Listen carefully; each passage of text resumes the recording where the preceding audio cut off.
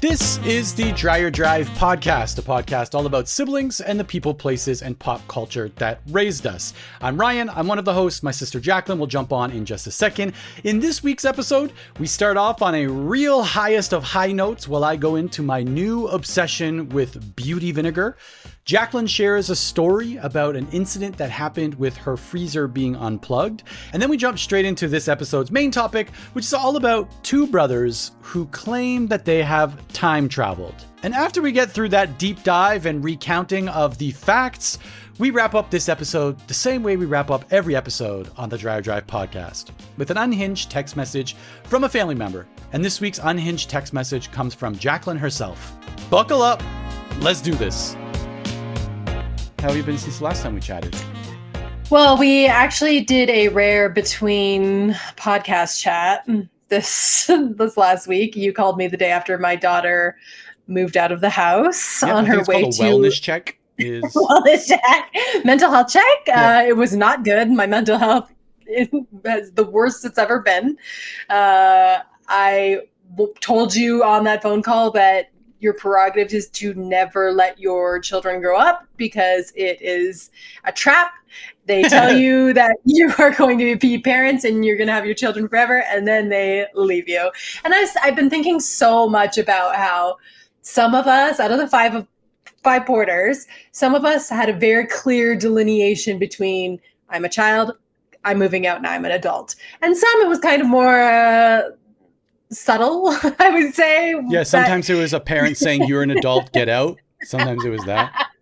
Sometimes it was like, I'm out. Oh, just kidding, I'm back in again. And now I'm out. And like, oh, I'm actually going to come back in again. The police locked us out of our apartment. I'm out now. Definitely out. And so just like experiencing that. I moved out when I was 19 and my daughter is 19 and she has moved out now. So I'm like, are we just doomed to repeat the things of our past? And also I moved out and left to another country and never came back, which I now realize was pretty mean to our parents. It's like I'm trying to think now of around like, how can I like plant the seeds now so that the kids never leave my side, so that we're always, I can't imagine them just being 19, 20, 21 and being like, so I'm moving to another continent and I will see you once every 2-3 years. Like, goodbye, have fun. Thanks for raising me.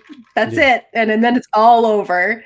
I always say in my experience, the first 10 years of raising kids goes incredibly slow. Like, you're just like, when will this end?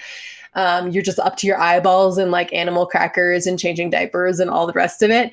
But the second 10 years is like, blink and you'll miss it. It blitzed by. So, and I kind of feel like I prefer, you can't really just like say this, but I prefer teenagers, not as children, like as my own children. I'm better with teenagers. So I've really enjoyed the teenage years. Like once my kids hit 10, I'm like, oh, sweet. Like we're cool now. So it's sad to me that my favorite part of parenting is also the part that goes by the fastest. I'm the opposite because I am an 8-year-old child. So I like the funny voices and the like, I can make them laugh at anything because, you know, they're 6 and 1, right? So I've got the captive audience, my target demographic for my jokes, right? I've got them. So, well, we'll see. I'm still years away from teen years. You're not as far as you think. You're not as far as you think. I remember, I don't know if I've told this story or this series of stories on the pod before, but when I was like 18, just about turning 19, I was transitioned out of the house.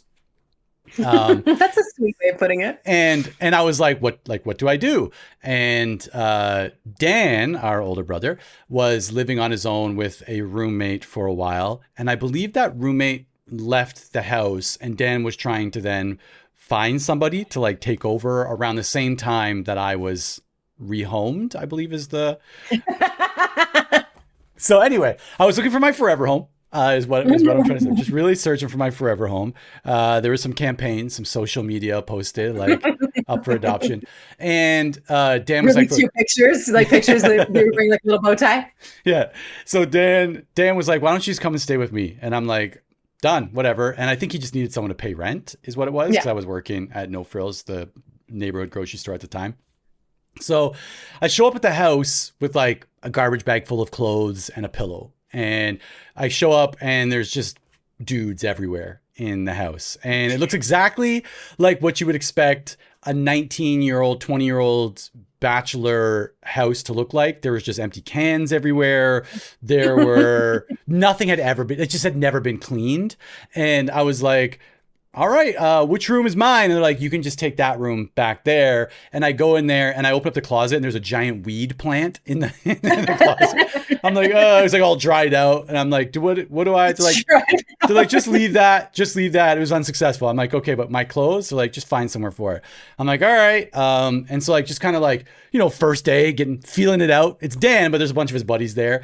And I like walk into the kitchen. The kitchen had like one of those like cutout bar, like view into the living room from the kitchen. And I'm like, well, I'll just open up the fridge, see if there's anything for me to like grab a drink or something to eat. And I go to open up the fridge and everyone's like, no, like everyone's screaming. I'm like, what? But it was like already too late. I'd already started, you know, like that like suction of the door as you open with that like magnetic strip of those old refrigerators.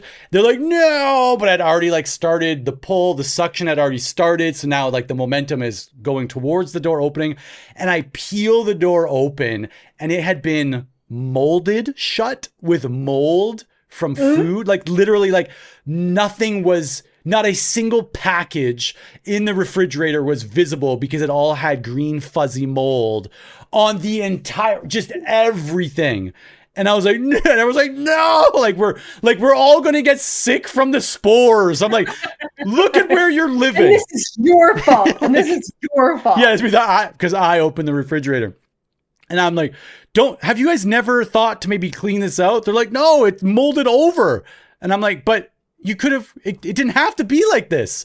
You guys allowed it to get to this situation where you're now screaming at guests or residents. I'm a resident now. I'm a paying tenant here. And so anyways, I actually ended up cleaning out the refrigerator and doing dishes one day. Cause I was like, let me just be the nice new tenant. It lasted like 2 days when everything just molded over again. And all of the empties and whatever dishes piled up. And so anyways, I decided I would live the lifestyle of those guys. So there's one night, me and Dan, we go out and we have some entertainment out on the town in an evening one night. And we come back and the door is locked on the apartment. And I'm like, it's literally like night 3 for me, by the way. I'm not like, we're not talking years in. This is like my 3rd night there and we're locked out. And I'm like, Dan, have you, he's like, I wonder if they did this because I haven't paid rent. And I'm like, hold on. Yeah. I'm like, have you invited me into a house that was like clear? Like, well, I should have, all the signs were there. Right. But anyways, we're locked out. The landlord, I guess, had locked us out of the house, which was illegal, but did it anyways because we're kids. And I'm guessing they think they could, you know, just break the law and push us out. And so Dan calls up one of his police buddies that he has on speed dial and is like, basically like, hey, landlord locked us out. Like, what do we do? And he's like, well, the landlord can't do that. Try to get your way into the house, which Dan interpreted as, Ryan, you should try to kick in the door. And so I'm like, I got this, bro. I got this. And so I ran at the door. I kicked and my foot went right through the door, but the door didn't open. So I then just fell down with my leg hanging in the door. And I'm like, Dad, help me. And then police roll up as I'm hanging out of the door. Like it just looks the worst. Police roll up and they're like, so we heard you guys got locked out. I'm like, well, we're kind of locked out right now. Anyways, probably taking care of it. It's fine. Yeah, I'm like talking from on my back in the driveway while my leg is still actively through the door. Anyways, got it sorted out for the night, but we were definitely put on high alert that we might want to start looking for a new apartment. All of this to be said, that was one of the times we transitioned back into mom and dad's house. So they were probably like, oh, they're back. Are we adults yet? I think we're adults. We were adults. Now we're back. It's like when Mario shrinks after he has grown. Like we shrunk and went back home. We're like, we're kids again.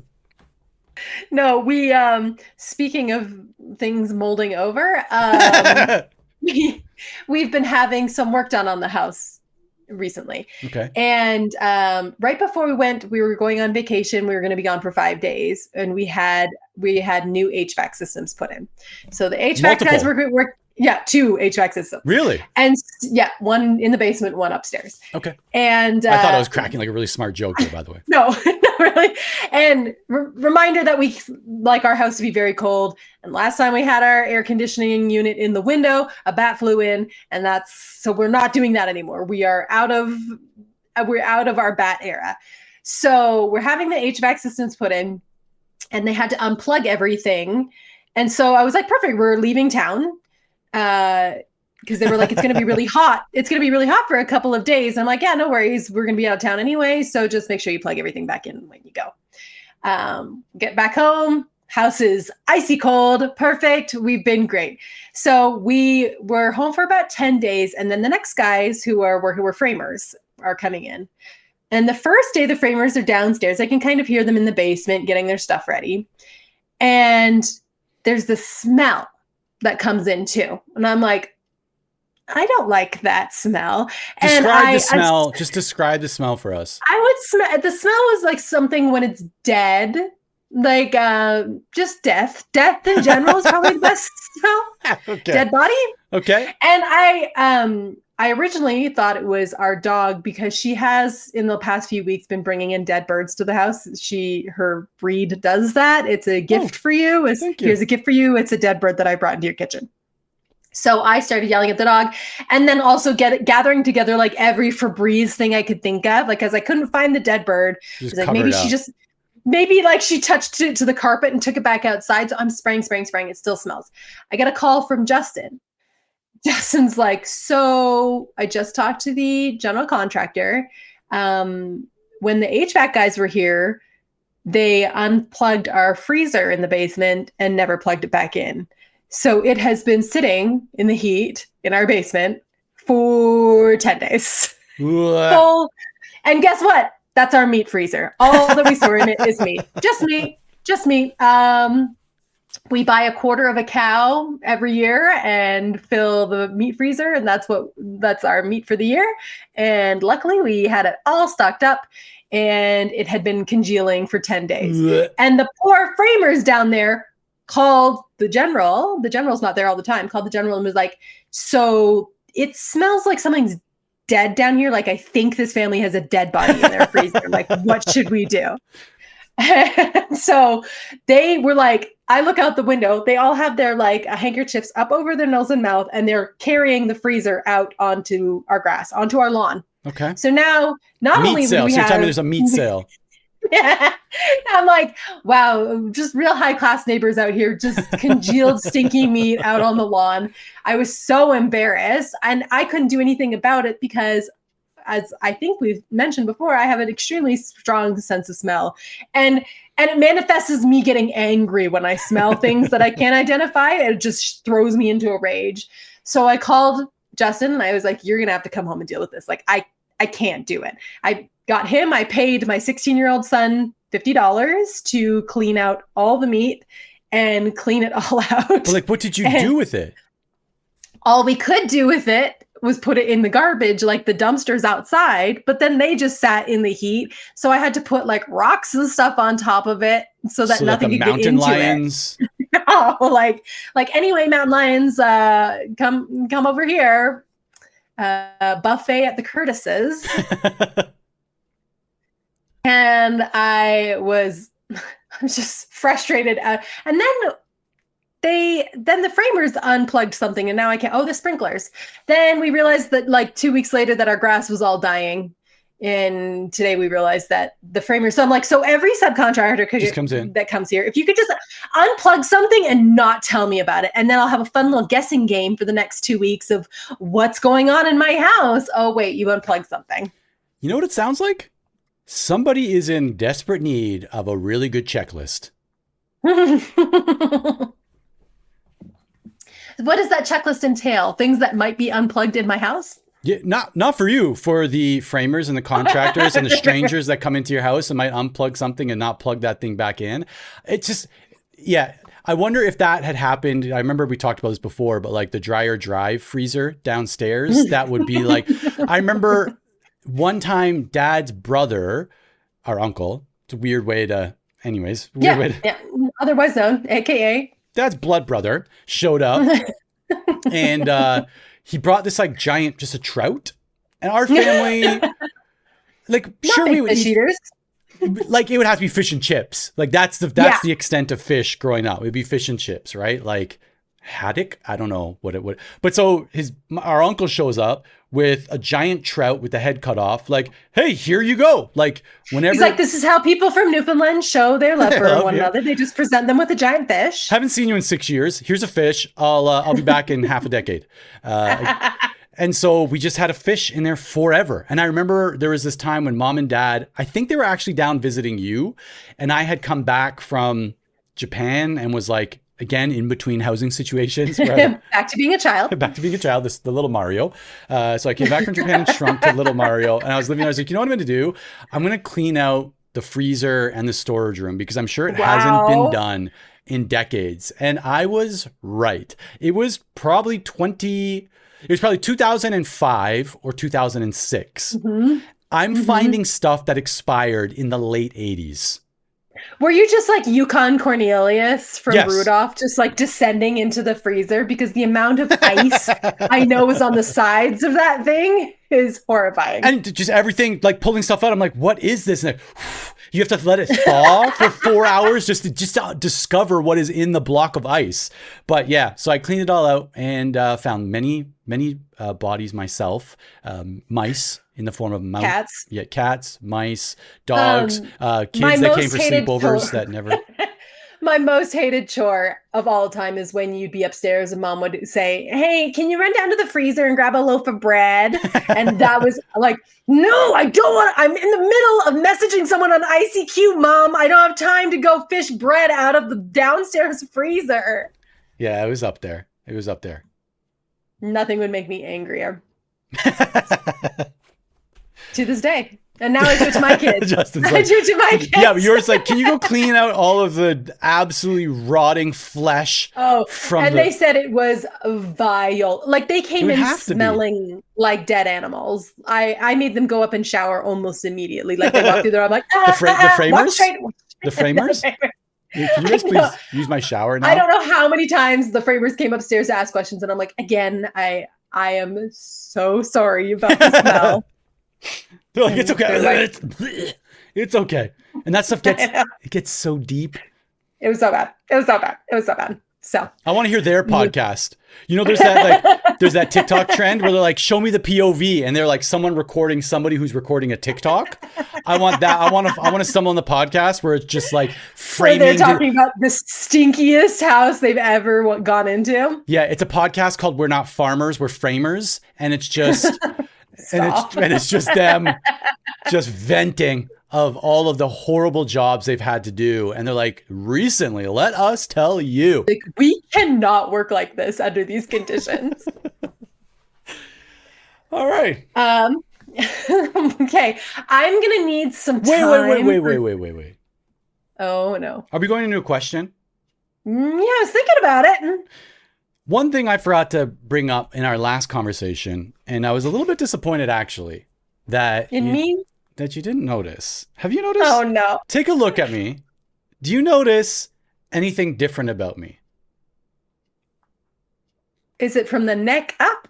Well, considering that's all you can see. I'm like, okay, I know I've seen this hat before because it makes no sense. You're wearing the same black t-shirt that you wear every day because you sweat a lot and don't want people to just have to wear black. Yeah. You're a little grayer than usual, but like I feel like that's just a progression of time. And it's also that's not since the last we chatted 3 days ago. It's not something that you would pick up on. I can't. You didn't get a haircut. No, haven't shaved. No haircut. Eyeballs are the same. Yeah. Clearly, neither of us have ever had a nose job. No, this thing is taking over my face and has been for a couple of decades. Okay, I got nothing. You got to give it to me. You didn't notice like a fresh new glow of some sort? That my skin is looking clearer, or I look a little bit more, some might say, a little bit more beautiful than I normally do? What did you have done? The amount of beauty vinegar that I'm consuming these days is on a level that nobody should be on. We went Can to you Costco. explain to me what beauty vinegar is? It's exactly what it sounds like. It is vinegar that makes you beautiful. We were at Costco. We talked about this like a few weeks ago, and Seiko picked up a 2-bottle vinegar set, and I don't know what else to call. It's called beauty vinegar. One is a pomegranate flavor fruit beauty vinegar, and it's a consume, like you consume it. You don't rub it put on my it face. on your skin. Okay. And the other one's a lemon flavored one. I am addicted to beauty vinegar. What the heck? The amount, like, I'm not joking. I'm drinking 2-3 beauty vinegar drinks a day. And what's beauty vinegar supposed to do? Make you beautiful. Look at me. Okay, sorry. Yep, you're right. Beautiful. It's also supposed to help your digestion and whatever else. Like, I'm sure all of it's just whatever. I don't believe but you're most excited about the beauty aspect of it, because I can just see it paying off every day. I wake up. I'm like, who is this young lad in the? Are you drinking beauty vinegar? Benjamin Button, is that you? That's how I feel. I am aging in reverse over here because of beauty vinegar. Take a little bit of beauty vinegar, pour it into a glass, ice, and throw in some sparkling water. There is not a summer drink that is better on this planet. Okay, well, some of us are still taking 6 beef liver capsules a day, and I don't know if I have room in my digestion for also beauty You won't vinegar. even need them anymore.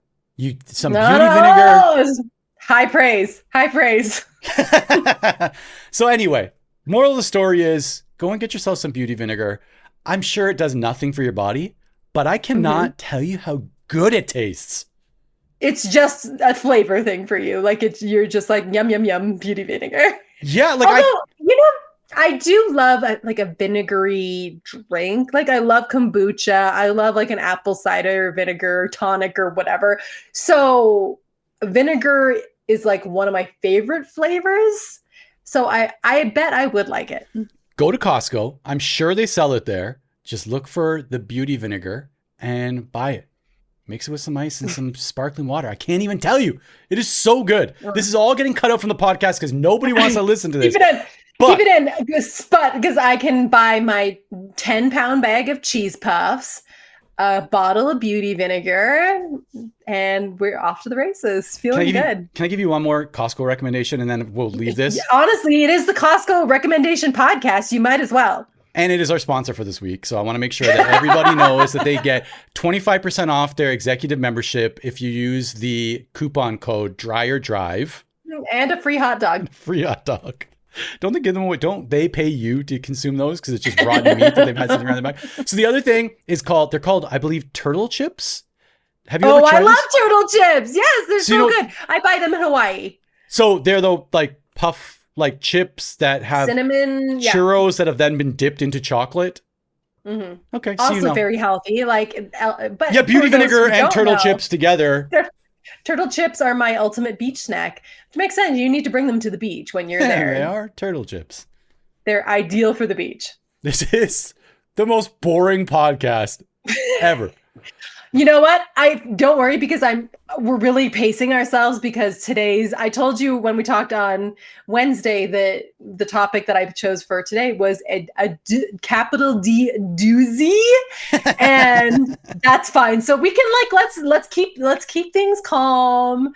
Let's keep energy levels where we need them now because we're gonna have to spike them all the way up in a second. You know what though is if I'm sure I haven't looked at the rankings lately, but we've gotta be. This podcast has to be in the top 10 of top 10 podcasts named after streets in Ajax. Like guaranteed, Easily. We're in the top 10. Easily. Somewhere Somewhere behind the podcast. Are you saying Bryant with a T or Brian? But definitely above Deacon Lane. Somewhere. Yeah. We were tooth and nail, week to week. Oh, just for people who aren't familiar, Deacon Lane is a street that was near where we grew up. And for some reason, us, the highfalutin members of Dreyer Drive, really love to hold ourselves above people that live on Deacon Lane. To this day, Deacon Lane continues to be a punching bag for our family.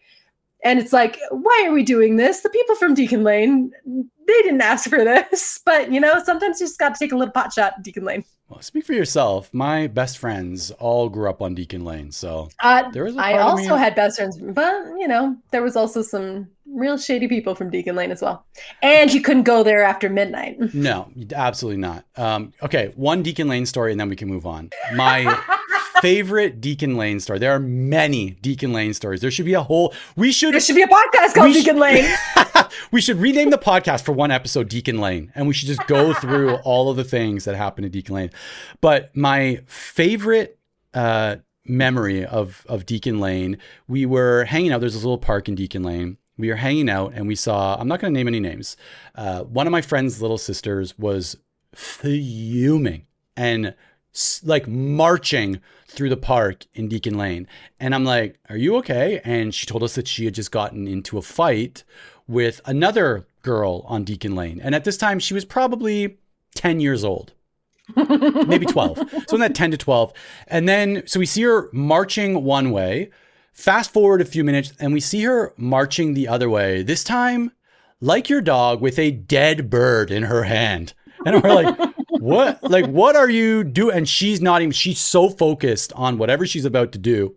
So she storm marches to this house of the girl that she was fighting with, and she opened the front door. We followed her. We're like, what are you doing with the dead bird? So we followed her. She opened up the door, and the mom of the little girl was like, you better not come in this house, because I guess she was now informed of this fight. And this girl threw the dead bird and hit the mother in the face with a dead bird, and then just ran away. And we're like, no, my gosh. We're like 12, 14, 15 years old, and this is the greatest thing that we've seen during our summer break. We're like, did the hit her right in the face. The worst part is I know exactly what little girl you're talking about easily, because we knew everybody who lived on Deacon Lane, and there's only one little girl that would go around with a dead bird thrown in people's faces. I'll tell you that much. But we will not share her name. But we're going to keep that just between you and I, and maybe call one of our other brothers who was friends with her to see if he remembers it. Did this happen? Okay, I have a question for you. Hit me. If you could Beauty travel vinegar. back in, if you could travel back in time, it doesn't need to be a specific moment. It could even be like an era, a Porter era on Dreyer Drive. Would you want to travel back in time? And B, where would that time be? So traveling back in time means that I get to stay as me right now, and I get to observe like a Christmas Carol. Yes. I get to watch it unfold. Mm-hmm. There is no question about the event that I would want to witness as me now, watching it unfold. And I don't even know if I can get all of the details right. We might need to consult with one of our other younger brothers about this. But Jonathan is traumatized from a specific birthday party that he had when he was younger. And I want to watch that entire birthday party as 43-year-old Ryan and just die laughing at the sequence of events, because Jonathan tells a story. I want to get all of the details.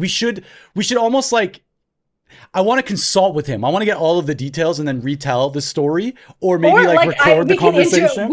Or like we can interview him. Like, that's okay. We could totally interview him about it. But it is just top to bottom. Like, some of the things that I remember, and I might be wrong. I need to fact check myself on this with Jonathan. I believe our dog may have ate the birthday cake. That might have happened. I believe someone threw up. I believe it was supposed to be a costume party, but Jonathan may have been the only one who dressed up. And I believe a kid asked to go home early because it was, quote unquote, the worst birthday party ever. and intertwined, like, thread, like woven, weaved. I don't know which tense, but woven throughout that is just the worst birthday party ever. Just little sound bites and stories of how that scarred Jonathan for life from wanting to have birthday parties. And he tells it really great. A really great version of it. And like I said, everything that could have gone wrong went wrong during that birthday party. And I just want to watch it because I hear the story every time I die laughing, but I want to see it. Like I want to, yeah, like get eyes on it. Like, yeah, like from like a comfortable chair, chair with a beauty vinegar mixed drink in my hand, watching it just go down. Okay. And that's your pick? Yeah, and just knowing the trauma that he was actually creating, and that each little thing that went wrong was adding to the stack of trauma. Was a new trauma that Jonathan was like, okay, so I'm never going to be a child, I'm never going to have children. I'm never going to be around children. I want nothing to do with these small people who are around me to this day. Yeah, special events, dogs, like just a list of things that like it just ruined for him from one day. I was thinking about, you are the person to tell this story, is when Mom broke her elbow. When getting stuff to, the bricks. Yeah.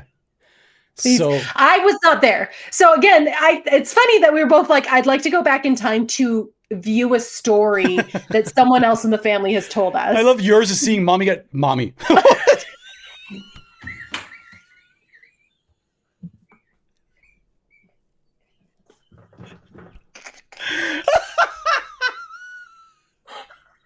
I'm gone. I'm done. I'm hanging up. I'm hanging up now. I'm crying. I am absolutely dead. I'm deleting that. That is not making it into the podcast. I just called Mom mommy. If you don't leave that in, I will blast it on all social media. Can you tell that I have a 6 and a 1-year-old here because we're just mommies and daddies? Everyone's just mommies and daddies. And literally driving home. Today's beach day, we were out collecting some seashells prior to this, and driving home, Noah asked a million questions about Gigi being my mommy. And she was asking questions, actually, it's very fitting for this podcast, who she got angry the most at. And we were talking about, I'm like, well, I guess maybe Dan, but I was probably a close second. Just number 2. Yeah. And like, well, what did you guys do? And then she asked, of course, like the order of birth. Anyway, so there was a lot of mommy and daddy talk today already about Gigi, my mom. Sure, whatever you need to help you sleep at night, man. So rewind the time to, if you weren't there, that means you had already moved away. I either had already moved away or I was visiting my now husband, because I would come down and visit for long periods of time. So it was summertime, and we've already established throughout episodes of this podcast that our family does not turn down a good deal / free garbage. No, we love free garbage. Like we went through the pallet of expired gum that was found in a landfill that we brought home and distributed as if it were drugs to the neighborhood. The gold paper, the gold sticky tack paper that we had. Yeah. Also free trash. Free trash. We bring it home, we use it, right? Bumpers, hubcaps, right? My childhood bicycle. Already expired perishables. We've got them.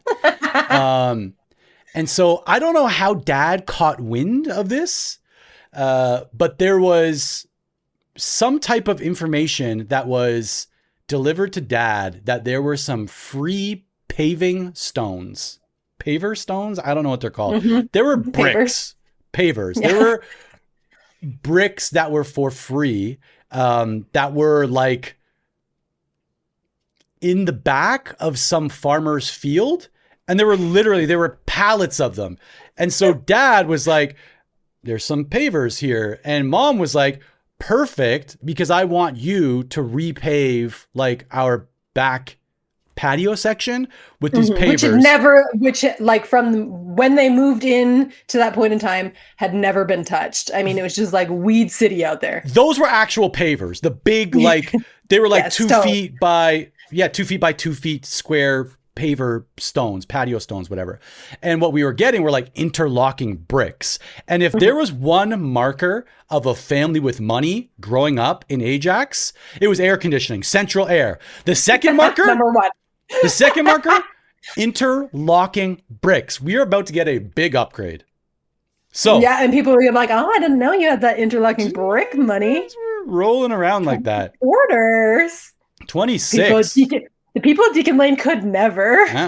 You'd have to get it through like the housing commission to approve a separate driveway, a driveway that doesn't match the rest of the driveways. So anyways, we assembled the troops, and that means family members, to go and get these interlocking bricks that again are in the back of some farmer's field. And so like we hand bombed these bricks, and it wasn't like you like pull the van up to the pallets and just like hand bomb them in the back.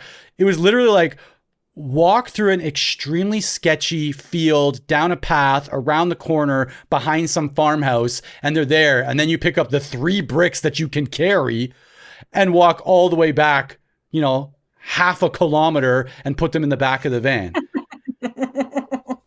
And it was pretty sketchy. And mom also had like a very distinct vision of the color of bricks that she wanted. And so it wasn't just like go and grab whatever ones you wanted. It was like, for every 3 dark ones, we need a light one. For every 3 gray ones, we need a red one. Right? Like that's literally the specificity we were dealing with. And so super sketchy, going back and forth, grabbing these bricks, loading them in the back of the van. And of course, after you can only load so many bricks in the back of a van before the suspension is at risk. So we're doing before the van is literally on the ground. Yeah. So we're doing multiple trips. And sure enough, mom, who was carrying these bricks, stepping over the ones that were discarded and deemed not worthy of our interlocking design, she went downtown. She tripped, she went down, and she broke her wrist while getting these interlocking bricks from the back of this farmhouse, farmer's field. And the best part, those are farmers, not framers. The best part of this story is that, not that mom fractured her wrist, because whatever, that's you who's laughing at that, not me. I don't laugh at our mommy. I don't laugh at our mommy breaking her wrist. Not our mommy. Not my mommy.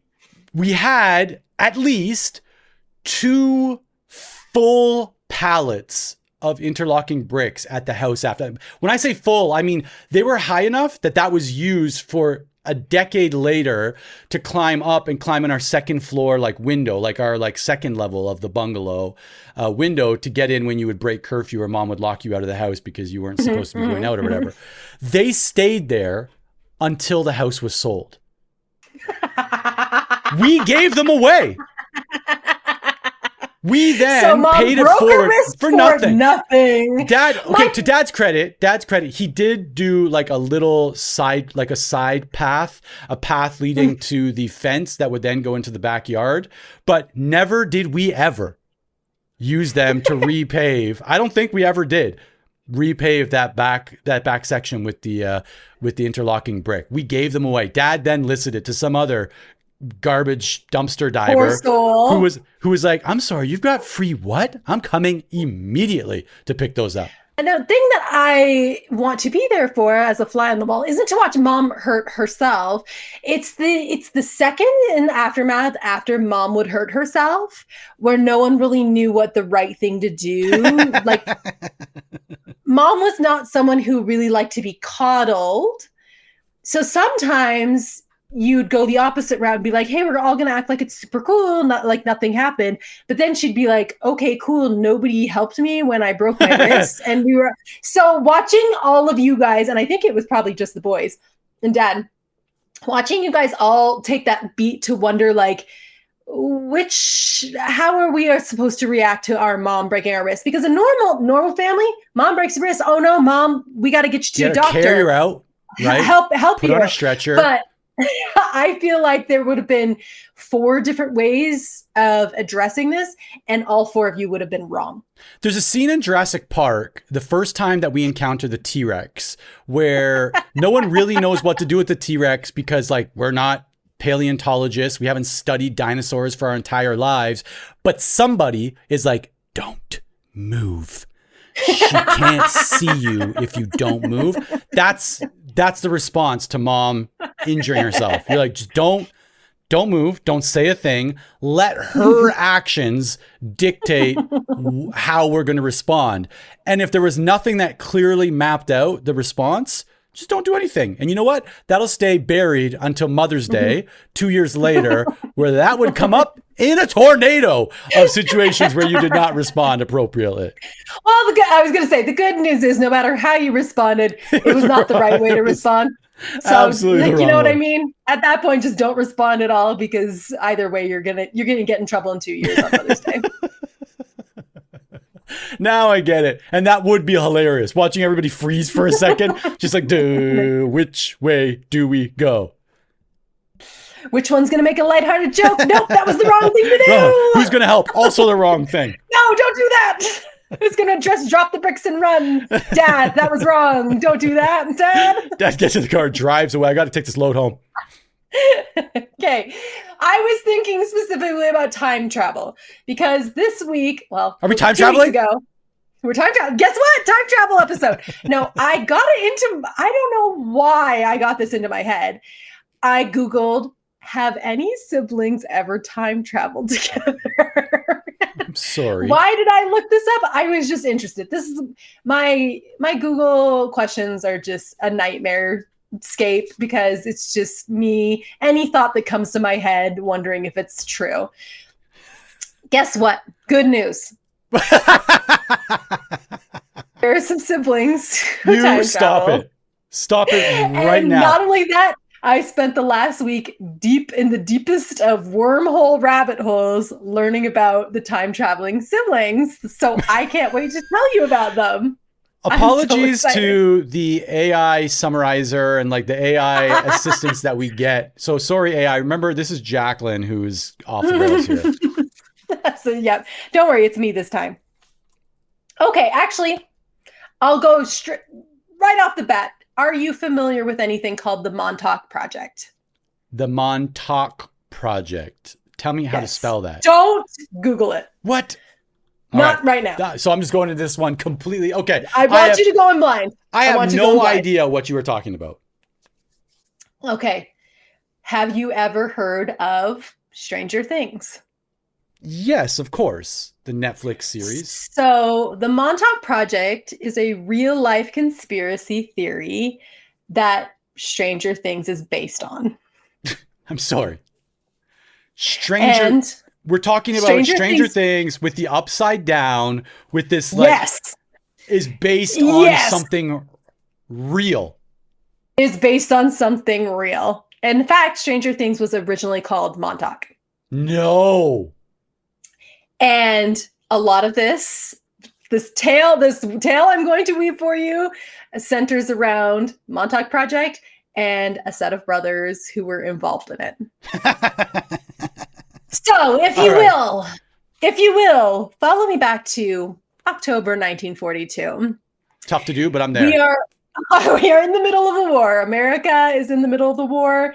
And there are also, just for the record, there were other countries involved in that war as well. For our purposes, we are in the middle of a war. And in the United States, they are trying to find a way to make their submarines and their boats undetectable by the Nazis, because they keep on getting sunk. Right? Yeah. So they actually invite this. The tale is, again, at the end, I will cite some sources, but know that I'm going off of some very unreliable narrators here. They invite Nikola Tesla and Albert Einstein to come work on something called the Philadelphia Project. Yes. The Philadelphia Project was specifically to find a way to make these boats and submarines undetectable to Nazis. The boat they were working on was called the USS Eldridge. Okay. So as the story goes, they invite two brothers who are named Ed Cameron and Duncan Cameron, who are low-level shipmen in the Navy. How do they get identified as the two brothers that are like, we need to bring these guys in? They're the experts. Well, they're engineers on a boat, and one of their jobs usually on a ship is basically to fire her up. Like when they get the what's it called? When they my head hurts. When they get the signal, they are the ones that fire up the engines, that kind of thing. They're usually waiting for the all aboard. Yes, exactly. That's what they're doing. I'm mixing a train and boats together. But okay. Yeah, I like it. It's atmosphere. So they are invited to be part of this Philadelphia project here in Philadelphia. And their job is was it actually in Philadelphia? Is that what it was called, the Philadelphia project? Project? Yeah, okay. They were working in Philadelphia. And their job was to, when they got the signal that they were just supposed to hit the switch. They had no idea what the switch was or what it would do. That was their job. Because they were so low level, they were not in like high, they did not have clearance, confidentiality or any clearance or anything like that. So the first time they do it, they're running tests. And the story goes, they flip the switch. All of a sudden, the ship is bathed in a green light, like an eerie green light. There's loud noises, there's shrieking sounds. And when they flip the switch back down, there are people who are dead. There are men that have fused to the boat itself. And it's just commotion, chaos, terrible. And so Nikola Tesla and Albert Einstein are like, oh, whoopsie. So that didn't work. And so they ready themselves for another test. Okay. Sure. Yeah. You go right back in after that. Right back. You just peel those people right off of the things that they empty the freezer. Empty the freezer. Luckily, the Cameron brothers, Ed and Duncan, are fine. And wait, did they both hold the same switch and we're like 3, 2, 1? Wait, are we going on 1 or are we going on 0? Which one? Hey, 3, you're asking a lot of questions that I do not have the answers to. Were there multiple switches? Like, sometimes you see that it's like, for the nuclear attack or whatever, like 2 people have to turn the key at the same. Was it one of those situations? Maybe that, or just like they both had really pure hearts. So like only people with really pure hearts. Both touch a crystal with their index finger and. So they ready themselves for the next test. Of course, Ed and Duncan have seen what this test does to people, Kills right? them. And so second time around, they're like, we don't feel good about this. So this time, when it's their turn, they get the signal, they throw the switch, both of them run, jump off the boat. But as they tell it, the boat is green, still bathed in green light, and when they jump in, they jump into like a black hole. Okay. Okay. They follow through this black hole, and when they go through, they end up on an elevator. This elevator takes them down, very far down. And when the doors open, they are greeted by one of their former commanders on the ship. Only he looks quite a bit older than the last time they saw them. Okay. He says, "Welcome, Cameron brothers. The year is now 1983. So it is now, they have gone into the future 40 years. 40 years into the future. 40 years. And he's like, we've got a lot to do. A lot has happened since you've been gone, and we've got a lot for you to do here. Lock in. So he introduces them to Montauk. They are at a base called Camp Hero in Montauk, New York, and introduces them to the Montauk Project. And the Montauk Project is where they are trying to expound upon these ideas of, they explains to them that Nikola Tesla wasn't trying to make things invisible. He was trying to make them travel through time so they were undetectable. So that a boat could start on one side of a harbor and through time travel end up on the other side of the harbor undetectable. And so through that, the Army has also learned to use time travel for their own purposes as well. And they really need the Cameron brothers to help. So the first thing that they do is teach them about the Montauk chair.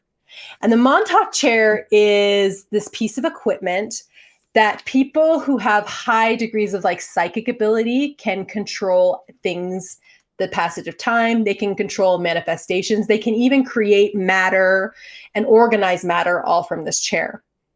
So a god chair of some sort. You sit in this and you are, okay. Yeah. And basically, because it's shown that the boys have successfully traveled through time, they test each of the boys in the chair to see if either one of them can just really wield this chair. First, they use Ed. Ed's pretty good at it. He can see into the future like that. That's pretty good. It's not that, I mean, it's nothing to write home about, but he can, but when they put Duncan in the chair, he is insanely good at it. They say, oh, you already As have told by Duncan himself. As told by Duncan himself, they say like, he is able to create things. He is able to control time. He is able to do all these things. So he is a very important part of the Montauk experiment as it was. Okay. So as they're working on the Montauk project, and because Duncan has these abilities to control time, he and Ed decide that they are going to go forward in time some more. Like, let's see how far we can go. Why not? The first trip that they do, sorry, my notes are, believe it or not, my notes are actually so insane from these. They go forward to 2137. Yeah. Okay. They go to 21 together as brothers. 2137, they spend 6 weeks there. They wake up in hospital beds, and the people taking care of them say it's because of the radiation poisoning they sustained through going through that much time. As they wake up from their coma or whatever they're in, they say their walls are lined with television screens. And these television screens are 24/7 news networks, and they are getting as much information as possible from watching these news networks to see what the world is like in 2137. Do they mention any key pieces of information that they happen to Yes. Okay. Yeah, here are some of the key pieces of information. They say that the climate has changed the geography of the world, that Florida only has panhandle, that the Great Lakes are now one body of water. They say that the Mississippi River is 30 miles wide through, and it just cuts through the United States. They also say the Earth's magnetic poles have shifted, but as an advanced society, we have built artificial pole structures to stabilize. Don't know how that works. They also say that wars across the globe, it's Russia versus China and USA versus Europe, and that causes entire US cities to be destroyed. And that because of that, the world's population had dwindled to just 300 million. Oh, wow. They also said, after asking the people that are there with them when this changed, they said all the governments crumbled in 2025. So remember that date, people out there? I might start people. These guys are now maybe checking out. Okay. So after 6 weeks there in 2137, this is where we're getting most of the information from Ed, and Ed was unreliable in his storytelling and changed his story quite a bit. So sometimes he said that only he went on another time jump, and sometimes he said that both of them went on this time jump. The next time jump they go on is to 2749. So another 600 years into the future. Why not? And he says that they love it so much there that they stay for 2 years. What about it was so delightful for them? They say it's a beautiful utopia, that the cities are floating on anti-gravity islands, basically, that there is no government. It's very much a communist society. It says that everything, you'll really like this, Ryan. Hit me. Everything is controlled by an AI computer system. Makes sense. There's no government, just AI communicating telepathically to everybody. And not only that, there's no wars, because if anybody steps outside of bounds, the AI would just murder them. Yeah. Those are lasers for those of you. Good laser sound. Yeah. So they love it there. They spend 2 years there just soaking it all up, but they decide that it is time to go back to Montauk, back to 1983 to see what's happening there. Which is still in the future for them. Which is still in the future from where they started. In 1983, they wake up, and although they have been gone for 2 years and 6 weeks, no time has passed in Montauk. It is still 1983, sure. And they have just entered the chairs. Okay? So while they're there, the person who greeted them off the elevator, who was their commander at one point in time, tells them that they need to go back in time to where they came from to destroy Nikola Tesla's machine, that it's become too powerful. They've seen into the future. They tell them what's happening in the future. AI is going to take over everything, whatever. They tell this to the commander, and the commander's like, shut it down. We've got to shut it down. We don't want any utopian societies around here. Not on my watch. Not here. Not now. So they tell them that they need to go to 1943, destroy the machine, but then before they're able to do that, they have this new mission. as they're doing these time jumps, they call them, Duncan is getting older and older each time. And it says that as they're there in 1983, for every hour that goes by, he is aging 1 year. Wow. So he's getting older and older. This does not happen to Ed. He was drinking beauty juice. He has beauty vinegar. His beauty vinegar was keeping him young. So obviously, so yeah, Duncan's turning older and older, and because Duncan is he's the linchpin to all of this. He is the psychic that can control everything. They need to keep him safe, and so what they do, stay with me, guys. They take Duncan's consciousness, and with Duncan's consciousness, Ed travels back in time to their father before Duncan was born, and says, when you have a baby, named Duncan, you need to have another baby, and you need to put this consciousness into the new baby, and the new baby will be Duncan, because that's the only way we can preserve Duncan's psychic abilities is by putting it into a new baby. Sure. Yeah. It's tales all the time. And apparently his dad was like, sure, son, whatever you want. Roger that. I support my kids is what I do. And what they're going to do is keep Duncan's body in 1983, and they're going to give him a trigger word. And when they are able to say the trigger word... Was it peanut butter and jelly? Peanut butter and jelly. When they say the trigger word, I believe it's time to go or something like that. It wasn't as fun as peanut butter and jelly. He would then manifest a monster, and that monster would destroy everything in the Montauk project. It would kill all the people that are there, because they're all from the future anyway. Kill all the people. Sure. Wreck all the equipment and leave nothing behind. That was the deal. But that still leaves a question of what's happening to Ed. Ed is like, well, I would like to not be killed by a monster, very much so. Yeah. And so this is another wild one. It says that he's experimented upon. And as they're experimenting on, they try to do the opposite of what has happened to his brother. So how can we de-age him? Okay. De-age him, meaning make him younger? Yes, exactly. Preserve his current age. No, make him younger. So whereas his brother has been aging at a rapid pace, they're like, what if we could do the opposite? But he becomes like Benjamin Button, which we've already mentioned today, because I'm thinking about Benjamin Button a lot. And so finally they get him to literally a baby state. Okay. It's the craziest story. Do they say how? Like, how do they reverse age a person? No, they don't say that. I don't know if it's like do time travel. And it's like each time I don't know. Guys, do your own research. Don't listen to me.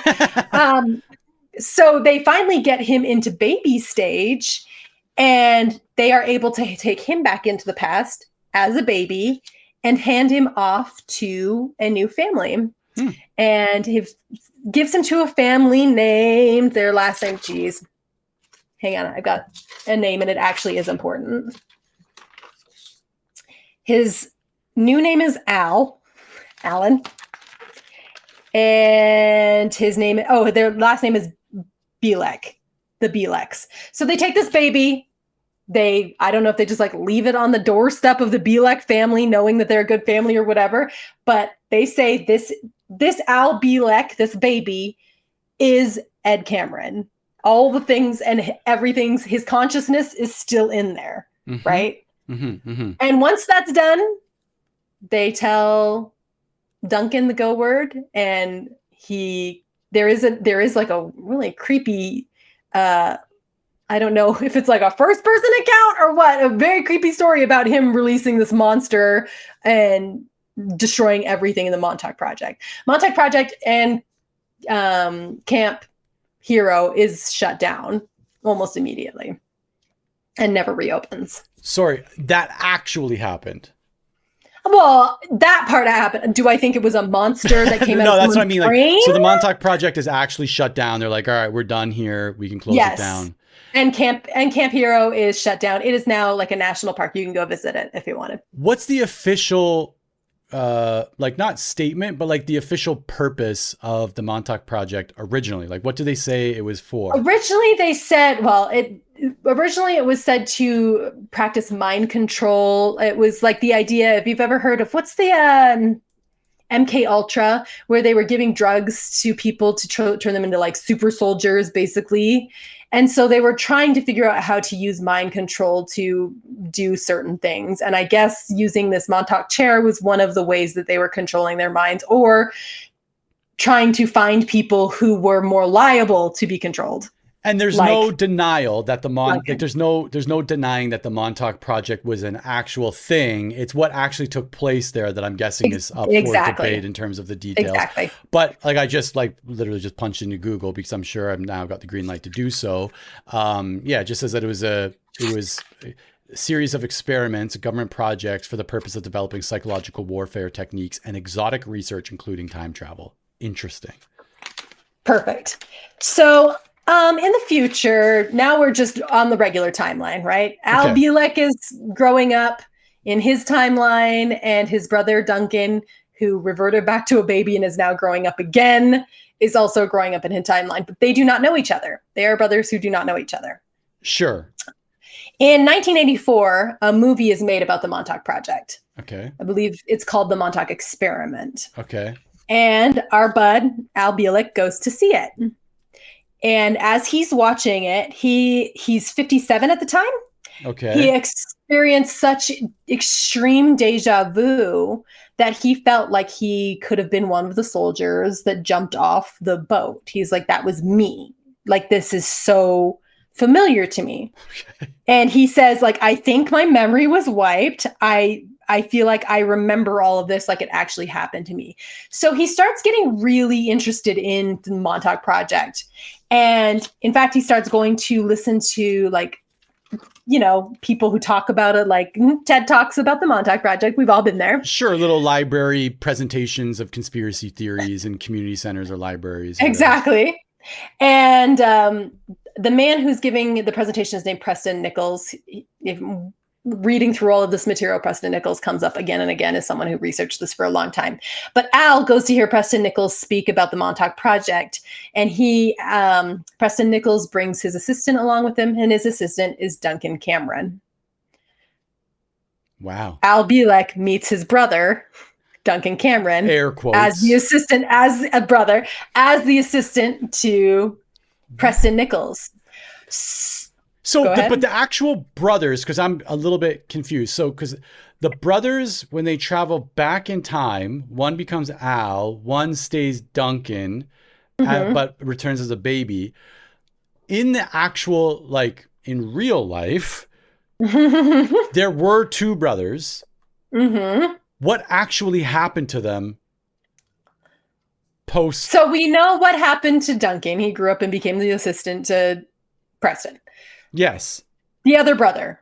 That's Ed is where we get stuck because Al is like, I'm Ed. They're like, okay, so where are like pictures of you as a kid, anything like that. And he never can show any definitive evidence that A, Ed existed, and B, that he is Ed. Like he brings pictures to show people, and all of them have been debunked as fakes. They are not a real pictures. Ed Cameron doesn't exist? Is that what I'm... Not as far as we know.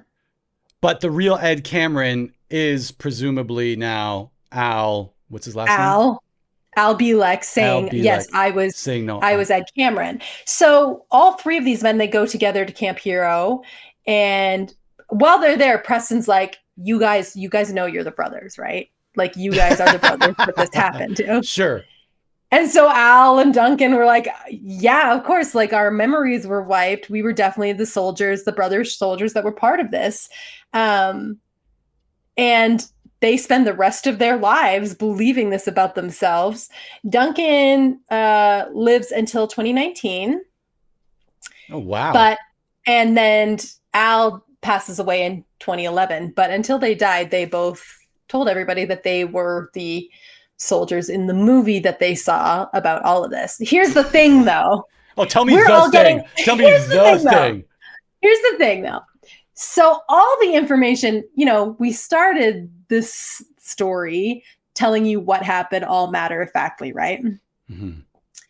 None of this comes out until Al Bielek sees the movie about this and is like, that's me. Then he can reverse engineer his whole story to be in line with what the movie was so that people believe him. So it was really difficult to research this because the timelines are all over the place. And also he's changed his story many, many times over the years. But he went to his deathbed claiming that he was a time traveler and he knew all these things. And so was his brother. And his brother manifested a monster.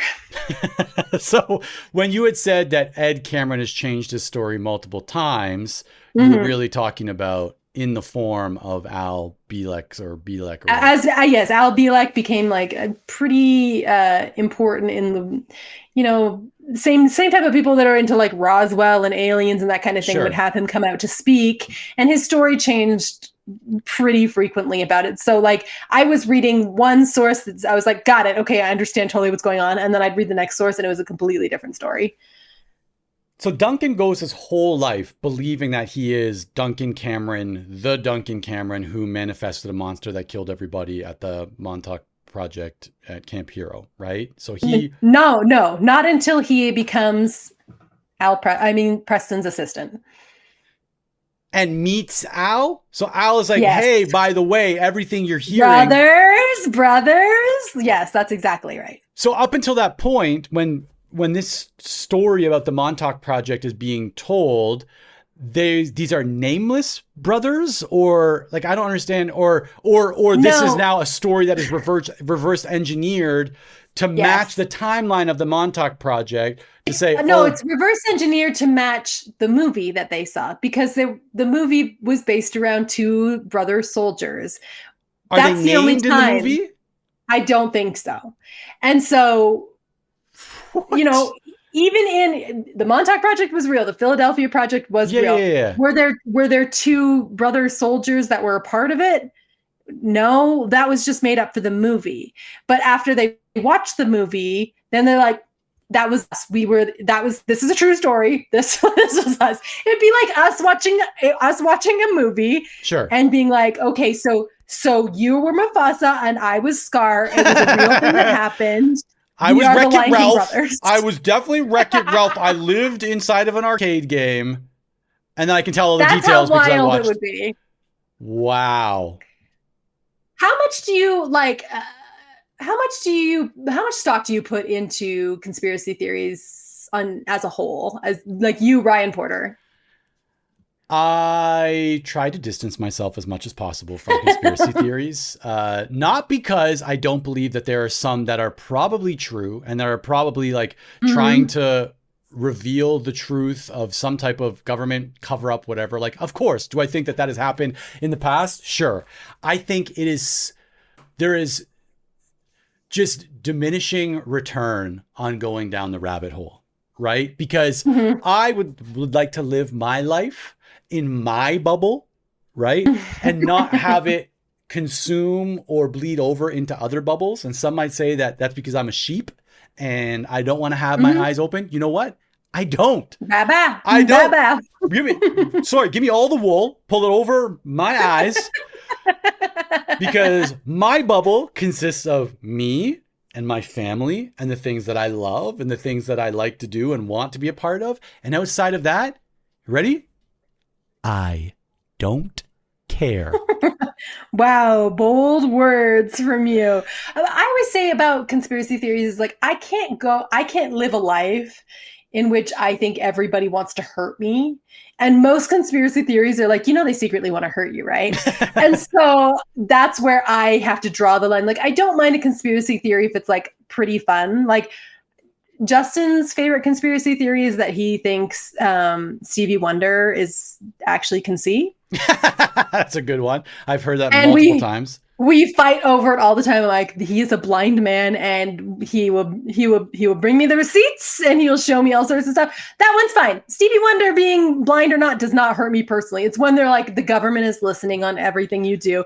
That's when I get very uncomfortable. And they might be like I said, like that's the thing. They might. There's likely truth to a lot of these things, but I'll tell you what I think is like One, it feels good to uncover a conspiracy, right? Like as a human being, our brains are, this is a very weird turn in this podcast, by the way. It really is. I think that a human's brain is wired to look for patterns and to solve problems. And solving problems feels good, right? Like you've been trained your entire life, right? Through school as a child, that like when you solve a problem, you are rewarded, right? And as a human being, you also look for patterns, okay? And so I think that like as you're piecing together the patterns, and there are patterns because nature naturally produces patterns, and then you feel like you've cracked the code. It's almost like a drug, right? And you want to crack the next code and the next code and look for the next pattern and the next connection. And like, again, yes, is some of it probably true? Of course, I think that some of it's probably true. Is all of it true? Like, I think that you can probably connect dots and make it look like it's true, but who wants to waste that time and energy, right? I would much rather waste my time collecting seashells with my daughters or drinking beauty vinegar and watching the graveyard of the fireflies and crying with my 6-year-old on a Friday night. Like that's what I want to spend my time doing, because that's where I believe my time is best spent. And I don't want to try to look for patterns in stars or horizons or news articles or whatever, because I just don't want that. Yeah, I don't need that in my life. I do think like people also love the allure of a conspiracy theory. The idea that you're smarter than everybody, I think, is just too much for people to just put down and say, I don't even care anymore. But like, if you have the opportunity, or in these brothers, like imagine being told that you are the most special, which we know is like catnip to us. Which also tells me why it's not true. Because if anybody's going to be time traveling in this world, I'm special. I'll be Duncan. I'll be sitting in that chair creating matter from nothing. That you're even a little bit more special than your brother. Like we're both pretty psychic, but only one of us can make a monster from our minds. And it's me. So, moral of the story, though, this was the inspiration for Stranger Things. Everything that happened in Montauk. It was originally called Montauk, but they wanted to film it there, and the people of Montauk said absolutely not. And so they changed it to Stranger Things, so they had more room to work with where they were filming and all that kind of thing. But now I kind of want to watch Stranger Things from the start again, just to see like what lines up. Yeah, I'd be curious to see like maybe one of these, because it looks like there's actually like multiple documentaries and movies about. So for sheer entertainment, I might take a look at one of these. No rabbit holes will be falling down. But yeah, I think going back and watching, so this kind of hits like a couple of notes for the podcast. I think one, pop culture, this is very much tail end pop culture, because it's obviously like in our adulthood when this series came out. But the siblings aspect of this is such, like, I don't want to say, like, such a wild interpretation of siblings, that they weren't siblings until like they were grown men, and one, it would be very convenient for them to be siblings. We're siblings, by the way. Yes, we are. This is perfect for our storyline. Yeah, like I love this for that. This is a perfect example of something that I could never have imagined popping up as a theme for this one. And now I understand the time travel question at the beginning of this, or mid of this episode. But this is absolutely wild. Like, it reminded me a lot about like the movies when we watched as kids. Like, obviously that's like very Goonies. It's very like we're going on an adventure, and it's an adventure that's only going to happen to us because we're special. Like or have you ever seen Super 8? Yeah, absolutely. This reminded me a lot of Super 8 as well. It's just like kids getting up to no good and like piecing, and the dream is these kids get up to no good, and it actually is true, right? It's kids get up to no good and they get in trouble by their parents or whatever. This in these cases, like the parents are like, you're crazy, but it's actually true. It actually happened. And that's the dream of every just like group of ragtag children roaming a neighborhood. Brings me to a Dreyer Drive story. We had a friend, actually Dan had a friend who lived on Dreyer Drive with not with us, but on Dreyer With Drive. us. Yeah, on Dreyer Drive. And that friend was the youngest of some brothers. And he had some tall tales, his cousin was Axl Rose from the Guns N' Yeah. Roses. His, I believe, great-grandmother survived the Titanic. His great-uncle killed Hitler, yes. Amongst other things. So we always got these really great stories from this guy. But every now and then there would be like this tiny thread of truth to what he was saying. And you would almost question, like, is all of this true? But then you remember that none of this is true. And my favorite story, I've got two really good stories about this guy. One is actually horrible. One is a great story because Dan, our older brother, so this guy that also lived on Dreyer Drive, he obviously loved to talk, like just nonstop, telling every story that comes to his brain. You could walk with him for 30 or 40 minutes and it would be literally him talking the entire time, right? Like he was just like the perfect character, like side character in one of these like Goonies stories or whatever, right? And there was this time when in their teenage years, Dan was a person of interest by the police. And the police actually came and picked up Dan and brought him to the police station because of some, like, I think PlayStations that were being like stolen from houses. And Dan was like, it couldn't have been me. Like, when did this happen? They told me, he's like, it couldn't have been me because I was fishing with this guy, the other Dreyer Drive guy. And so the police are like, you know what? Go and pick this kid up. And like, the story goes that from the time this kid came in to the police station to the time that they were released, he did nothing but talk about the day that him and Dan had together. And he just had all of the details. Yeah, all of the details. But he was like, yep, I picked up Dan at this time. We went here. We used this. And I remember because it was this pound test line and I was afraid that it wasn't going to be enough. So I actually swapped the line and the reel on my fishing rod and I pulled the first fish and I couldn't believe a sunfish at this time of the year seemed pretty extraordinary. So I threw that one back in and changed my line for a second time. Told Dan that he might want to change his lure from this lure to that lure. And I put 3 more weights on that and changed the bobber. And he like literally just told us and they're like, there is no way that this kid is lying. Release them. And they released Dan and this kid back into the wild that they couldn't. There's no way that they could have been stealing the PlayStations because they had way too much detail in this story from their day fishing. So guess what? Spoiler alert, they had stolen the PlayStation. They were just, absolutely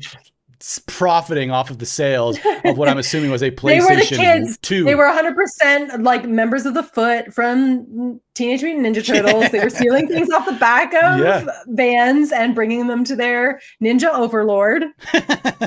So all of that to be said, why did I tell that story? Well, one, because people telling stories that may or may not be true, right? That just might find one thread of truth and then just be like, I don't think I ever told you this. My cousin is Axl Rose.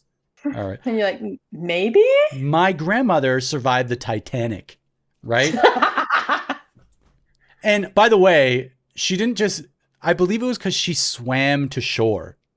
Oh, all the way to the shore, huh? All the way to Newfoundland? All the way to Newfoundland. Through those frigid waters. Okay. Well, that was my completely unhinged.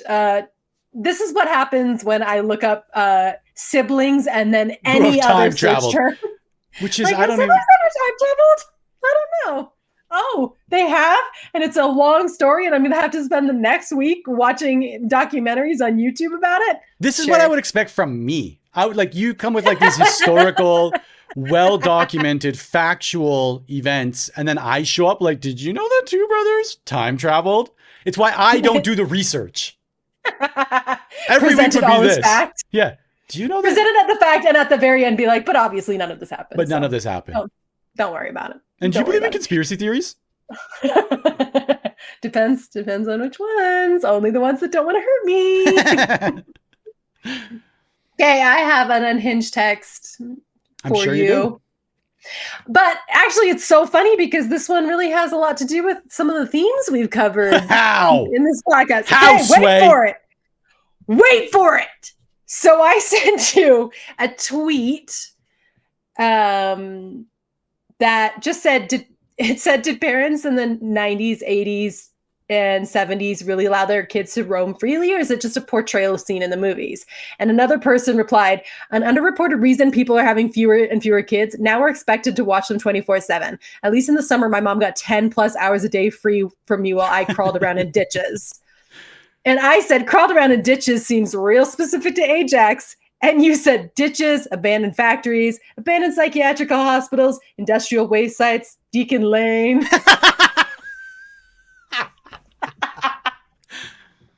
So I just wanted to make sure Deacon Lane would catch just one more stray before we ended the podcast. Well, I'm glad that it did, because now I'm going to have some explaining to do to my friends from Deacon Lane who for sure don't listen to this podcast. And I have to then tell them that we have a podcast, and I mentioned Deacon Lane and that they caught a stray, but then I defended it. And like, cool story, bro. Kind of. Well, I feel that this was a really good hour and 30 minutes of my time being enlightened on a new level. We unlocked a new level to this podcast where we will start peppering in conspiracy theories, time travel, paranormal stuff, spooky, aliens, UFO sightings. As long as it involves siblings, we're there. Hey guys, anytime you come across a story that has anything tangentially to do with siblings, send it on over, because I'm always Googling ideas for this. Yeah, even if it's just one sibling claiming that it has a sibling well into its life, and then we're like 57 years in. This probably makes it. This makes the cut. Our standards, not only reporting standards, but our thematic standards of this podcast, top tier. Mm-hmm. We like to keep it tight. Well, now I see why we started slow and obviously finished on this highest of high notes. Yep. That being said, I feel good about it. Yeah, go and don't rate this one. Don't rate this one, because we cannot rate afford. It for, like, you can rate it for reporting standards, because I feel like they're pretty high this time. Yeah, they're pretty high. So aside from that, if you're not going to do that, don't rate it. We cannot handle a single negative rating. We only have, no. I think I said 6 total across all platforms. And one bad one will tank us. I love getting the unsubscriber reports where I'm like, I know there are so few subscribers. I know the person who unsubscribed. I'm like, what? But why? I know who they are. I'm like, how? But what? I want to message them, be like, did I say something that made you? Was it me? It was Jacqueline, right? It was Jacqueline. It was me. I'm usually the one saying the cancelable things, but that's why we should not be in this medium. We are too sensitive. Way too fragile for this. But all right, well, we'll run this back in a couple of weeks, and I hope you all enjoyed the episode that released tomorrow, our time, but 2 weeks ago when this releases, all about Willow. So if you haven't listened to that one, go back, because that one was a little bit more substantial. Whoa. As the person who reported on this, in terms of the pop culture that raised us. Gal. There we go. Okay. Good. All right. Run it back in 2 weeks. Thanks, y'all.